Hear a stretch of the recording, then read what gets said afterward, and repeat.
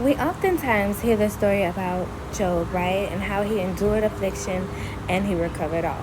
But we don't really hear about how his friends were pretty much scorning him, how his friends was trying to convince him, Job, you have done something wrong. And Job kept pleading his case. Even within himself began to start becoming angry with the Lord.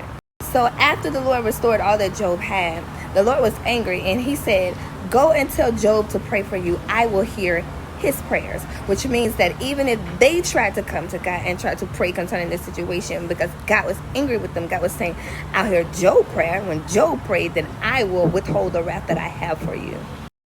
Be very careful in this season about putting your mouth on God's chosen and his called people, and especially his prophets, because he needs his prophets in this hour to be his mouthpiece.